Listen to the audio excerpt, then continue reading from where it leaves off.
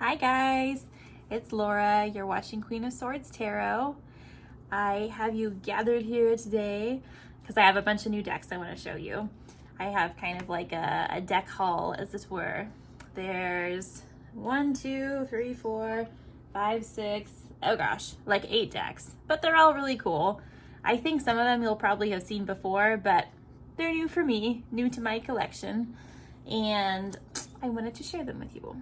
So we'll get right into it. The first one I have is a couple Patrick Valencia decks. This one is his new Oracle deck. It is. Here, let me turn it so you can actually see the... Whoop, sorry. Guard of Lucid Daydreaming. And I'm not sure how long this one has been out, but it's kind of a little, almost like pocket-sized deck. And it's super, super cool. I love it. It reminds me, I know I said this in another video as well. It reminds me a lot of the Morgan's Tarot, if you're familiar. It's kind of off the wall, even for Patrick Valencia. And sort of, you know, picks at you in a very unique way, especially if you're using it in combination with the Deviant Moon. If you use this as kind of an opener or a closer, it definitely wraps up or opens your message in a very jarring way. Like, I just love the imagery. It makes you think. It brings something sort of fresh and different to your reading style, especially if it's shadow work. It's a very clean style, I would say, especially for Patrick Valencia, because he tends to have a little more, you know, like in Deviant Moon, it's a little bit more detailed, but this is definitely more minimalistic for him. And in that minimalism, you're kind of made to think a little bit more about what it means in a different way, if that makes sense. So there is that one. Let me get that out of the way. And then next, from his collection, I have the Royal Mischief Transformational Playing Cards. I got a couple copies of this. It's a signed copy. And this one is, I mean, I'm going to say this about all of them. It's a super fun deck. I've only had the chance to kind of flip through it a little bit. I had it on another video, and then, you know, I've just been looking through it on my own a bit. But I don't actually read playing cards. I'm trying to learn, but I couldn't pass it up because they're so cool. Sorry, these are unfortunately super glossy, so they're hard to see. They're so creative, very Patrick Valencia. Lots of blood, lots of, which way are we going? This way? This way. Sorry, it's really hard to tell. But so playful, so witty, so like tongue-in-cheek. Like everyone, you can tell he's put so much effort into making them just a pleasure to use. And I mean, you could easily use these for just playing a card game too. And it would be a freaking delight. Like, if you like his style of artwork, which I absolutely do, I'm in love with it, you could totally just play a simple card game with this. Like, oh my gosh, one of my favorites. I love this card. It's so much fun. So cool.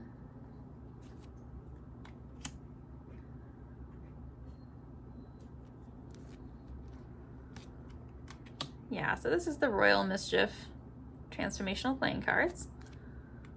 Every single one is illustrated, which to me, if I'm gonna buy a deck of playing cards just to like have one as a collector's piece, they all need to be illustrated. Because like I said, I don't really use playing cards. Like, I don't read them. I'm trying to learn, but it's not tippy top of my priority. Let's put it that way. So the next one that I have is one that I got off of Danny Mystic's channel, and that is Terror of the Tattoo Age. It's a collaboration deck by a number of tattoo artists. I think what is it? It's like a different tattoo artist for every card. It's a huge number. And whoop. Whoa, what am I doing? I have them all like turned around every which way. Okay, here's the backs.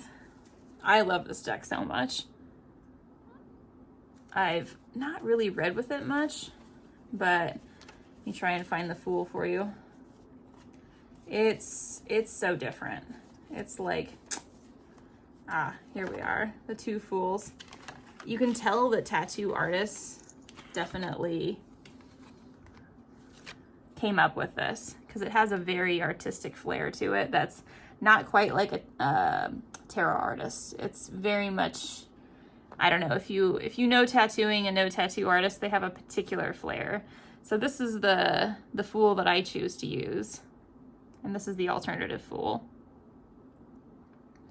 And I just love this one because it's, you know, it's kind of, what are all the painful things holding you back? It's got a lot to it, right? It's what's dragging you back? What are all the you know, the hurts, the traumas of your past? What's keeping you from moving on in your journey and dragging you back? It's got a lot to say. So here, this is like a ginormous deck. Let me put it down. I'll show you a few here. And because it is a collaboration deck, obviously, you know, every card is quite different, but I don't really mind. I think it's so cool. It's so interesting. Sorry, my ring light is like disgusting. It's totally ruining the image on some of them. But it's just so unique, and it gives me the feels for tattooing. Like, I feel like I'm, you know, hanging out with tattoo artists. Like, that's part of why I got the deck. It's because I feel very, you know, akin to my personal tattoo artists. And just, you know, when I go to get tattooed, I love being in that environment. I love being around the other artists. And when I use this deck and I, like, you know, pick it up and walk through it, it reminds me of being in that environment. And it's a very, like, nice, warm, familiar feeling.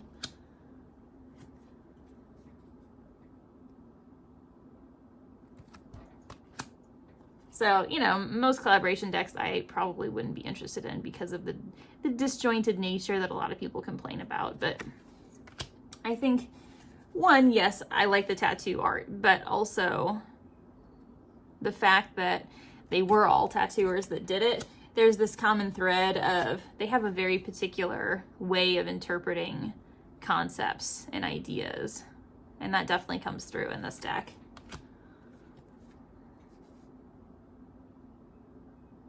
So it's still in print if you want to get it. One thing that I'll mention it seems like a small thing, but it's honestly super annoying, is when you first unpack it, I'm still dealing with this a little bit, is they stick together so much. Like, when you're, like, peeling them apart, the lamination is very sticky. Like, you're damaging the cards a little bit when you're trying to pull them apart, which is a bitch. Like, I'm not gonna lie. But, I mean, I still like the deck. So, anywho, moving on. The next one that I have is the Wild Mystic Oracle deck. And it's a 50 card deck. I'm like running out of room, throwing things around. It's a beautiful box set. Got this lovely book to go with it. And it's like a kind of astrological animal type deck. I was in a bookstore with my mom recently and happened to come by it. So I decided to pick it up. I don't think that I've ever seen it really. Just like looking for decks. This is a unique find, but I'm sure it's, you know, obviously on the internet, on Etsy, what have you. But I actually enjoy it a lot more than I thought that I would. I've only used it a couple times, obviously, but it's got nice matte sort of rose gold gilding. Here's the backs. Again, an unfortunately very shiny deck, but you do what you can, right? Oh wait, let me try to get this to work a little bit better. So, got our, oh, here, we get it so you can actually read it, sorry. So there's a keyword, an animal, and then a astrological association. I will say, oops, sorry. Something that's a little bit annoying is, as I was going through this deck, I noticed that there's like an astrological sign for each card, and there's 2 for Scorpio, and then, you know, obviously there's cards that don't have an astrological sign at all, but then for what, oh, sorry, bumping the table, but for whatever reason there's not 2 cards for any of the other signs, and I don't know why that is, but it bugs me. Like my OCD, my low-key OCD wants there to be an even number of cards for each astrological sign. But I mean, it's not a big deal. It really isn't. It's a beautiful deck still. It functions perfectly fine. I just feel like, you know, it should be evenly distributed. But hey, I'm all for Scorpios. I'll take a little more of it in my deck. Gorgeous cards though. Like, I really, really like them. And I think that the keywords fit with the animals and the astrological associations actually quite well. Like here, the shark, fear, really nice. Rebirth, the snake. I can't remember when I was flipping through that there was really one where I was like, it doesn't really make sense. Yeah. So that is the Wild Mystic Oracle deck. Let me get this out of my way. So next is one that's a particular favorite. This is called the Savran Forest Tarot. I got this on Etsy. And so this is a deck that's, let me get it so you can actually read it. This is a deck that is, let me say his name correctly, by, I think it's Dark Sinevere, I want to say. So basically it's a tarot deck that's based on the poetry of Walt Whitman. And I love it. It's so great. It's really well thought out, very moving. I'd never really seen it before. I just kind of happened to come across it on Etsy. I believe that it came from the Ukraine. So just be mindful of that if you do decide to order it. The shipping is a little, but you know, you want to support obviously creators that are there. Here's the backs. So let me get it so you can, I'll put the information for ordering here, but this is where it is right now. It is a photographic deck, if I didn't already say that. It's not an order, sorry, because I have used it a bit. But it's all black and white. I don't know, is this sepia? I'm not a photographic expert, but black and white. No, it's title card, sorry. And I think they're just really smart choices on what they've made for each, you know, minor and major arcana. I really appreciate that. Even though it's black and white, it reminds me a lot of the Somnia Tarot, and that you're very much drawn in to the environment. This would be a great deck to do kind of some path working with, meditate on each card, and really get into it. Like, I love this. This is so unique. And, you know, they, like this. Oh, I love this. It's just, it's a different way of looking at tarot. What can I say? I personally love photographic decks in general. I'm not super big into curated art decks as much. Me personally, I can't really connect to them that well. But photographic ones, I think really they pull me in. And I wish there was more of them. They feel very in the now, in life. Oh, this is a particular favorite. Love it. I wish we saw more decks like this. I do. Okay. And if you're familiar at all, which I'm sure you guys are, of, you know, women's poetry, you can really see how this is appropriate. Definitely. All right. So, moving on. The next one that I indulged myself in. This is my birthday month, so throw me a freaking bone. If you think this is a lot of decks, it's my birthday month. Come on. So this is the Nicoletta Ciccoli Oracle. Whoop. And I've been wanting this one for quite some time. I have the tarot, and I love it. I adore it. It's wonderful. I do lots of, you know, like a lot of people do, lots of shadow work with it, kind of inner child shadow work with it. This is the guidebook.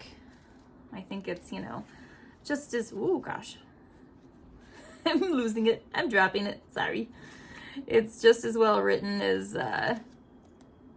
the tarot guidebook. Very, very useful. I wouldn't be without it. And here's a few of the cards. Definitely hits you in the feels right away.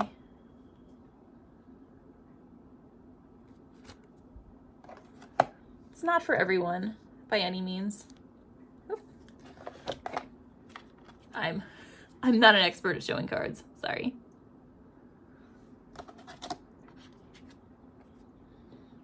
I'm all over the place.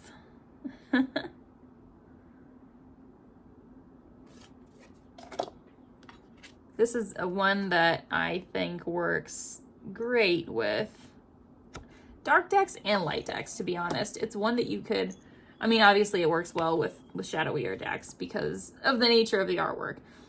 But I see it working well with another deck that I'm going to show you here in a minute.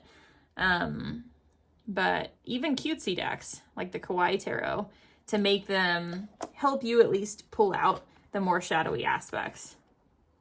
Because, you know, we always say, like, you can use any deck for shadow work. Even the cutest deck, the fluffiest deck, can give you shadow work messages, which I definitely believe. But sometimes it helps, right, to have an oracle that you pair with it that can kind of pull those deeper, darker messages out of it. Sometimes a chubby unicorn doesn't always know how to deliver the hard punches, at least to me, personally. Having this alongside helps. Oh, good one. Very good one. Okay, so that was the Nicoletta Ciccoli Oracle. It's mass market. I'm sure you guys know, very easy to get a hold of. So let me go to the next one. This is the Ostara Tarot. This is like nothing new, I'm sure. I know I'm saying that for a few of them, but I'm sure you guys are familiar. It has a great guidebook. This is something that I didn't realize about it, was that the guidebook is actually very well written. I like it a lot. I've seen this tarot deck on a lot of anti-hauls around the tarot tube. So I was a little bit like, should I get this one? This looks like one that I'll, you know, potentially regret. Oops. Maybe. Are we upside down? We are. Okay. I thought, you know, potentially this is one that I will regret buying.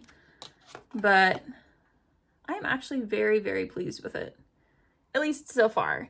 This is, whoop, this is one that I pull out a lot to do readings for myself, my mom, my friends.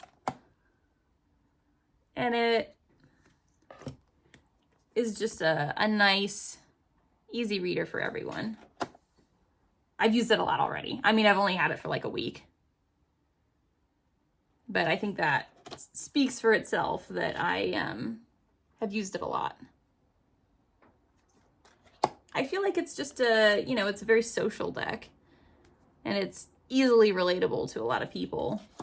This is another one of those decks where it's a collaboration deck, but somehow it works. I know that's not, you know, everyone's opinion, and that's totally valid because it doesn't, you know, it doesn't work for everyone. If the art style doesn't flow for you, then it doesn't flow for you. That's totally fine. But it doesn't really bother me. Oops, sorry. Doesn't really seem to bother me. I like it. I think all four artists kind of bring something different to the table. And they were wise in the card assignments and the suit assignments they gave them. I'm a fan. What can I say? I can't remember the name, but the particular artist that does this art style, I love. I think they're just, I would definitely get a whole deck of this particular art style. Okay, so that is the Ostara. I love it. I love it dearly. But I will move on and get it out of the way. So next I have for you the Dream Keeper's Tarot. And it's the mass market edition. It is right here. I have not used this one at all yet. This is like only the second time that I've opened it. But already I can tell it's going to be a nice reader. It's got a lovely big book. I've looked at it just to weave it, but like I said, I haven't actually read with the deck. And let's have a peek at the cards. This is definitely a very different tarot. Very unconventional.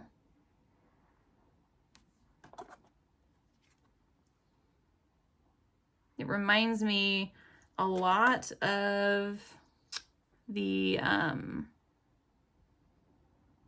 tarot of, oh, I'm spacing on it, I'm sorry. The, oh gosh, Tarot of Mystical Moments. Tarot of Mystical Moments, sorry. Alzheimer's moment. Yay.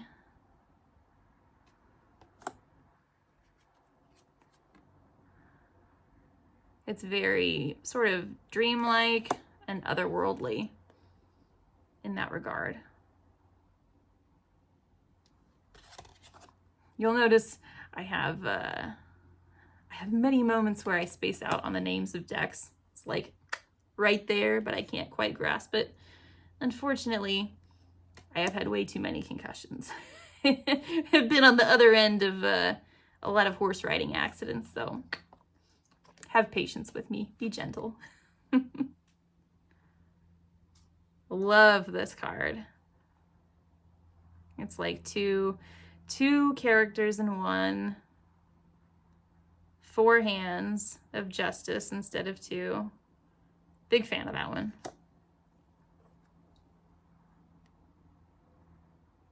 I really like this one too. I remember when I was flipping through the first time, this reminded me of somebody caught in a spider's web.